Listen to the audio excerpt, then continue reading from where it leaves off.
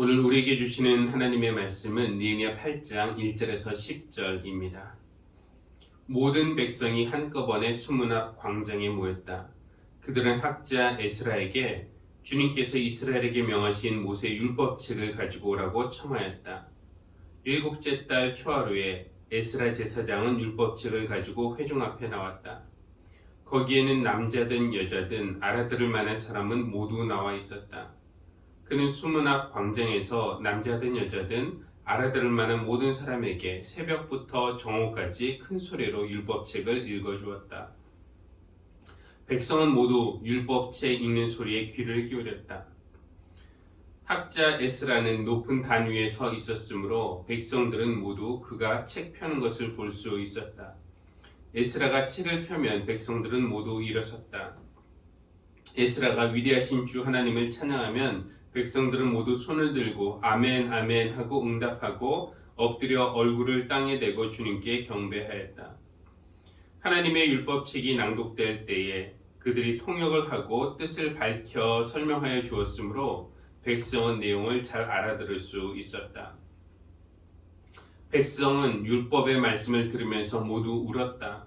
그래서 총독 느헤미야와 학자 에스라 제사장과 백성을 가르치는 레위 사람들이 이날은 주 하나님의 거룩한 날이니 슬퍼하지도 말고 울지도 말라고 모든 백성을 타일렀다.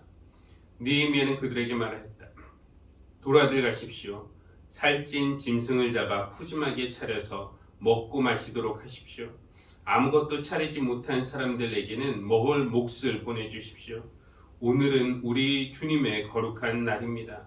주님 앞에서 기뻐하면 힘이 생기는 법이니 슬퍼하지들 마십시오. 아멘. 2주 전 우리 예배 초점은 세례 받을 때 사용하는 물이었고요. 지난주에는 포도주였습니다. 우리 주님이 물을 포도주로 바꾸셨다는 것은 지난주일에는 자세히 말씀드리진 않았지만 그 의미는 우리의 율법적인 삶을 은혜와 기쁨 넘치는 삶으로 바꾸신다라는 뜻입니다. 그 가나의 혼인잔치집에 있었던 돌 항아리 6개는요, 김치나 장을 담그는 그런 독이 아니라 유대교의 정결 예식에 사용되는 돌 항아리였는데, 그러니까 그것은 율법, 정결 예식, 율법을 상징한다라고 보면 될 것이고, 포도주는 은혜와 기쁨을 상징하는 말입니다. 그러니까 하나님은 우리가 율법적인 삶을 사는 것이 아니라 은혜로운 삶을 살기를 원하시는 겁니다. 예를 들어 우리가 예배를 드릴 때 율법이 시키니까 우리가 마지못해서 다른 사람들의 시선을 의식해서 안 하면 불안하니까 하기 싫은데 억지로 이렇게 예배하기를 원하시지 않고, 이 시간이 참 좋아서 하나님 앞에 나오면은 내 마음에 기쁨이 넘치고 평온이 찾아오니까 그것이 좋아서 예배하기를 원하신다는 것이죠. 연인이 주말이 되어서 의무나 습관으로 만나는 것이 아니라 정말 보고 싶어서 만나는 것처럼 우리에게도 그런 기쁨이 있기를 하나님은 원하시는 것입니다. 지금 내 안에 있는 여러 가지 감정들 중에서 가장 주된 감정은 무엇입니까? 기쁨이 여러분 마음에서 가장 큰 자리를 차지하고 있습니까? 하루에도 수차례 정말 다양한 감정들이 우리를 찾아왔다가 떠나기도 하고요. 또 어떤 감정은 한번 찾아오면 우리가 원하지 않는데도 떠나지 않고 오래 머무르는 그런 감정도 있습니다. 물을 포도주로 바꾸시는 우리 주님께서 우리 안에 있는 여러 감정들을 가려내 주시고, 불필요한 감정들은 내보내 주시고, 또 아픔은 어루만져 주시고 슬픔은 위로하여 주셔서 잘 익은 그 최상급의 포도주처럼 잘 익은 그런 기쁨이 우리 마음속에 있는 가장 주된 감정이 되기를 바랍니다. 남유다가 바벨론에게 망해서 포로로 끌려갔고요. 또 시간이 흘러서 그 바벨론도 망하고 그 다음에 페르시아라는 새로운 제국이 그 지역을 지배하던 시절에 느헤미야라는 유대인이 페르시아에 살고 있었는데요. 그는 수산에 있는 페르시아 왕궁에서 나름대로 높은 위치에 있던 사람이었습니다. 그러다 어느 날 예루살렘에 남아있는 동족이 고통 가운데 살고 있다라는 그런 소식을 전해 듣게 되죠. 안타까운 일이지만 눈 한번 질끔 감으면은 그 땅에 있는 사람들이야 고생을 하든 말든 불행하든 말든 느헤미야는 페르시아에서 편안하게 살 수 있던 그런 사람이었습니다. 그런데 뭘 그리 대단한 일을 하겠다고 왕에게 자진해서 간청을 하여서 나를 예루살렘으로 보내달라고, 거기에서 자기의 형제 자매들이 고통 중에 있는데 돕고 싶다고 그렇게 말을 합니다. 그래서 페르시아 왕이 느헤미야를 유대 총독으로 보내죠. 거기서 백성의 삶을 살피고 또 무너진 성벽과 또 폐허가 된 그 성전을 재건하는 일을 허락을 합니다. 오늘 우리가 느헤미야 8장을 읽었는데요. 그 앞의 이야기 1장부터 7장까지는 그 일이 얼마나 고되고 힘들었는지, 달리 말해서 느헤미야가 얼마나 사서 고생을 했는지에 대한 이야기들이 나와 있습니다. 백성 대부분은 느헤미야를 잘 따랐고 그의 리더십에 협조했지만 반대하는 몇몇 사람들은 조직적으로 조롱하고 위협하고 모함하고 공격했습니다. 외부의 공격도 있었지만 내부의 갈등도 만만치 않았습니다. 얼마 전 어떤 목사님이 이분이 이제 지방 도시의 비교적 큰 교회에 청빙을 받아서 목회를 시작했는데, 목회를 시작한 다음에 딱 1년 지난 다음에 한 장로님이, 여러 장로님들 중에서 한 장로님이 지난 한 해 목사님이 잘못한 그것을 A4 용지 3장에 빽빽이 적어서 직접 전해준 것도 아니고 사무실에 놓고 갔다라는 겁니다. 처음에 이런 종류의 이야기를 들을 때 참 충격을 받고 놀랄 일이다라고 생각을 했지만, 사실 목회자들에게 이런 일은 드물게 일어나는 일은 아닙니다. 목회자들이 모여서 자신의 가장 어려웠던 때, 힘들었던 때를 서로 이야기하면은 조롱당한 일, 방해받는 일, 오해를 사서 미움받는 일, 심각한 모함과 공격을 받는 일, 외부에서가 아니라 내부에서 그런 일을 자주 경험한다는 그런 이야기를 나눈 것을 보았습니다. 느헤미야도 이와 비슷한 경험을 했던 겁니다. 외부의 공격은 그렇다고 쳐도 내부의 방해는 정말 마음에 큰 상처로 남지 않겠습니까? 이게 자기가 큰 돈을 벌려고 이런 것도 아니고 대단한 명예나 권력을 얻으려고 하는 것도 아닌데, 왜 사서 고생하냐 하면서 벌써 포기할 만도 했는데 그냥 페르시아로 돌아가겠다 라고 할 만도 한 상황이었지만, 느헤미야는 이것이 하나님이 맡기신 일이라고 믿고 기도하면서 주어진 일을 마쳐냈습니다. 성벽이, 허물어졌던 성벽이 다 재건이 된 것이죠. 그리고 이제 일상을 누리던 백성이 7째 달 초하루가 되어서 수문 앞 광장에 다 모이게 되었습니다. 남자나 여자나 할 것 없이 말을 알아들을 만한 사람들은 다 모였습니다. 여기서 학자 겸 제사장인 에스라가 등장을 하는데요. 에스라는 율법책을 가지고 임시로 만든 단 위에 서서 율법책을 펴서 백성들에게 읽어주기 시작을 했습니다. 근데 여기서 몇 가지가 인상적인데요. 첫 번째는 백성이 일어서서 말씀을 들었다는 것입니다. 5절에 보니까 학자 에스라는 높은 단 위에 서 있었으므로 백성들은 모두 그가 책 편 것을 볼 수 있었다. 에스라가 책을 펴면 백성들은 모두 일어섰다. 그러니까 우리가 말씀을 읽을 때 평소에는 우리가 앉아서 성경 말씀을 듣는데 오늘은 여기에 나온 것처럼 서서 말씀을 들었습니다. 하나님의 말씀에 대한 존경심을 표시하기 위해서 일어서서 말씀을 들었던 것이죠. 말씀 성경이 봉독될 때 일어선다는 것 자체가 그리 뭐 놀라울 일은 아니지만 두 번째 대단하다 싶은 것과 연결하면은 또 이야기는 달라지는데요. 두 번째 대단한 것은 무엇이냐? 인상적인 것은 3절 그는 수문 앞 광장에서 남자든 여자든 알아들을 만한 모든 사람에게 새벽부터 정오까지 큰 소리로 율법책을 읽어 주었다. 그쵸? 새벽부터 정오까지 이 대여섯 시간 동안 성경을 읽은 것도 대단하지만 백성이 일어서서 낭독되는 것을 들었다는 것도 참 대단하다 싶습니다. 이렇게 말씀이 낭독되는 동안에 백성들은 어떤 이야기를 들었을까요?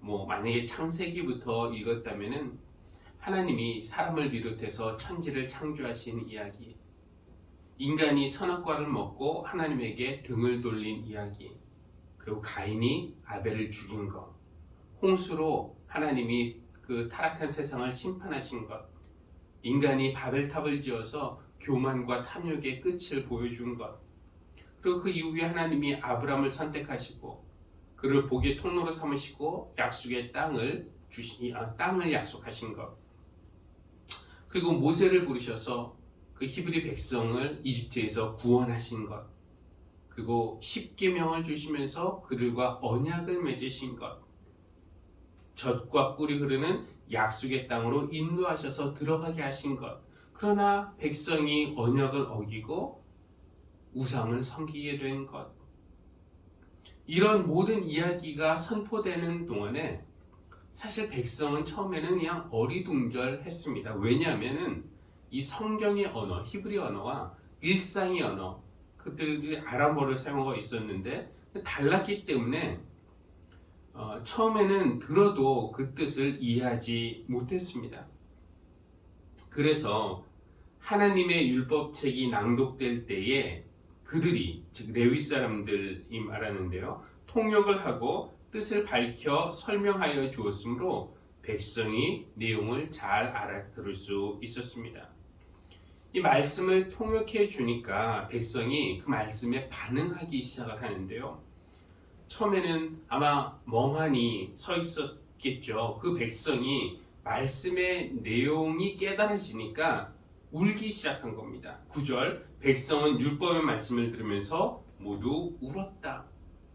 백성이 왜 울었을까요? 한번 생각해 봅니다. 아담과 하와만 하나님에게 불순종한 것이 아니라 자기들도 하나님 말씀에 불순종했다는 것이 깨달아졌기 때문에 울었을 것이고요. 하나님이 노아의 때만 마음 아파하신 것이 아니라 자신들의 타락한 모습에도 마음 아파하심이 느껴졌기 때문에 울었을 것이고, 율법을 주셨지만 율법을 잊어버리고 지키지 않은 것, 약속의 땅을 주셨지만 그 땅에서 거룩함을 잃고 우상을 숭배한 것, 이것은 조상들만의 이야기가 아니라 바로 자신들의 이야기임을 깨달았기 때문에 울었던 것입니다. 그러니까 나라가 망하고 포로로 끌려가서 고생하고 남아있는 자들 가난과 질병 때문에 고통 중에 살고 있고, 이 모든 것이 하나님이 약속을 안 지켰기 때문에가 아니고요, 하나님이 우리를 싫어하시거나 우리에게 무관심하시거나 능력이 없으셔서 그런 줄 알고 지금까지 불평하고 원망했는데 이 말씀을 들어보니까 이게 아니구나. 그 모든 원인이 하나님에게 있는 것이 아니라 하나님에게 등을 돌린 자신들의 죄에 있었음을 깨달았기 때문에 그래서 울었던 것입니다. 예배 시간에 말씀이 선포될 때는 이런 울음, 자신의 죄를 깨닫고 애통해하는 그런 시간이 필요합니다. 그런 시간이 우리를 새롭게 해줄 수 있기 때문에 그렇습니다. 그러나 예배가 울음으로 끝나서는 안 되겠죠. 우리가 아파하고 울면서 세상에 돌아가는 것을 하나님이 원하지 않으실 겁니다. 그래서 느헤미야와 에스라와 레위 사람들이 백성들을 위로하며 격려하기 시작합니다. 10절 또라들 가십시오. 살찐 짐승들을 잡아 푸짐하게 차려서 먹고 마시도록 하십시오. 아무것도 차리지 못한 사람들에게는 먹을 몫을 보내주십시오. 오늘은 우리 주님의 거룩한 날입니다. 주님 앞에서 기뻐하면 힘이 생기는 법이니 슬퍼하지들 마십시오. 하나님의 마음은 말씀을 듣고 읽은 사람들이 죄책감을 느끼거나 슬픔에 빠지거나 이런 것이 아니라 그들에게 기쁨을 주는 것이 하나님의 마음입니다. 물론 그 기쁨이 하나님에게 오자마자 즉각적으로 주어지는 것은 아니고요. 먼저 말씀을 들음으로써 내 죄를 깨닫고 그것을 아파하고 회개하고 하나님의 용서를 받는 그런 과정을 거친 후에 주어지는 기쁨입니다. 이 부분에서 느헤미야의 본문과 우리가 오늘 교동문으로 읽은 시편 19편의 말씀이 연결이 됩니다. 하나님의 말씀은 완전하여서 사람에게 생기를 북돋워 주는데, 먼저는 양날 칼의 날카로움으로 우리 영혼에 달라붙은 죄를 도려낸 후에 생기를 줍니다. 하나님의 말씀은 참되어서 어리석은 자를 깨우쳐주고 지혜를 주지만 먼저는 우리의 어리석음을 드러낸 후에 그렇게 합니다. 하나님의 말씀은 정직하여서 우리 마음에 기쁨을 안겨주지만 먼저는 양날 칼의 날카로움으로 우리의 거짓된 것을 잘라낸 후에 우리 마음에 기쁨을 줍니다. 그래서 우리가 제대로 하나님을 예배한다면 그 예배하는 한 시간 안에 우리 안에는 다양한 그런 감정들을 우리가 경험을 하게 되는데요. 어떤 감정들이 있겠습니까? 하나님 앞에 나온다는 어떤 떨림과 두려움, 또 기대와 긴장감, 하나님의 거룩함에 대조되는 나의 모습을 보면서 느끼는 좌절과 무력감, 또 송구함, 죄책감, 그리고 말씀을 들을 때의 찔림과 애통함, 아픔. 근데 거기서 끝나는 것이 아니라 그 다음이 중요한데요. 용서가 선포될 때의 기쁨과 감사, 새로운 기회가 주어질 때의 감격과 벅참, 은혜. 이런 감정의 변화, 그렇죠? 물이 꼭 포도주로 바뀌는 것과 같은 그런 감정의 변화를 경험하는 사람들은 이 시편의 저자가 고백했던 것처럼 고백할 수 있습니다. 하나님의 말씀은 금보다, 순금보다 귀하고 꿀보다, 송이꿀보다 더 달콤하다라고 말이죠. 우리가 예배 시간이나 아니면 혼자 하나님의 말씀을 읽을 때 하나님의 말씀이 이렇게 강력하고 또 달콤하고 은혜롭게 여러분에게 다가올 수 있기를 주님의 이름으로 축원합니다.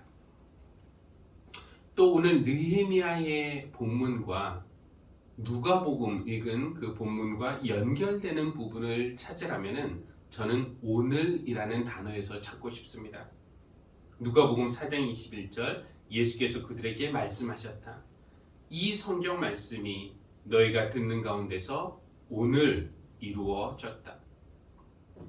이 구절과 느헤미야 8장 10절 오늘은 우리 주님의 거룩한 날입니다. 주님 앞에서 기뻐하면 힘이 생기는 법이니 슬퍼하지들 마십시오 라는 말씀이 연결이 되죠. 오늘 지금 이 순간이 중요합니다. 하나님과 함께하는 오늘, 하나님의 말씀이 실현되는 오늘. 물론 모든 날이 다 하나님이 만드신 날이지만 오늘은 특별히 오늘 주일이잖아요. 주님의 날인데 창세기 2장에 보면은 하나님이 이 7번째 날, 이 날을 복되게 하시고 거룩하게 하셨다라고 되어 있습니다. 그렇게 하신 이유는 무엇일까요? 이 날에 특별한 복을, 은혜를 우리에게 베풀어 주시고 싶어 하기 때문에 아니겠습니까? 그래서 이날, 주일인 오늘, 우리는 일상을 멈추고 손에 들고 있는 것을 내려놓고 나에게로 나오라는 그 하나님의 초대에 응하여서 하나님 앞에서 이렇게 예배를 드립니다. 오늘 우리가 하나님 앞에서 기뻐할 수 있기를 바랍니다. 예배 시간에 기뻐하고 또 돌아가서 가족과 함께 이웃과 함께 기뻐하고 주님 앞에서 이렇게 기뻐하면은 힘이 생기는 법입니다. 물론 우리가 밥을 잘 먹거나 잠을 푹 자도 힘이 생기겠죠. 그러나 우리에게 가장 큰 힘, 가장 지속적인 힘은 하나님을 기뻐하는 것인 줄 믿습니다. 여러분, 하나님 앞에서 기뻐하십시오. 하나님이 나를 기뻐하신다는 사실을 기뻐하십시오. 나를 아시고 그럼에도 조건 없이 나를 받아주시고 사랑하시고 지지하신다는 사실을 믿고 기뻐하십시오. 오늘 예배하는 우리가 두려움과 떨림과 긴장과 좌절과 무력과 애통함, 찔림 이런 감정의 터널을 다 지나서 기쁨의 언덕에 다다를 수 있기를 바랍니다. 그리고 그 기쁨이 우리 모두에게 새 힘을 주기를 주님의 이름으로 기원합니다. 기도하시겠습니다. 하나님, 하나님의 말씀은 양날 칼보다 더 예리하고 날카로워서 우리의 죄를 가리고 있던 껍질을 깎아내기도 하고 우리의 불의와 어리석음을 잘라내기도 하지만 결국 우리에게 생기를 주고 지혜를 주고 기쁨을 주시니 그 말씀 순금보다 더 탐스럽고 송이꿀보다 더 달콤합니다. 예배 시간에 나에게서 눈을 들어 하나님을 바라보기 원합니다. 나를 보고 좌절하지 말고 나를 기뻐하시고 좋아하시는 그리고 가장 좋은 길로 인도하시는 하나님을 보며 기뻐하게 하여 주시고 또 그 기쁨으로 인해서 새로운 힘을 얻게 하여 주십시오. 예수님의 이름으로 기도합니다. 아멘.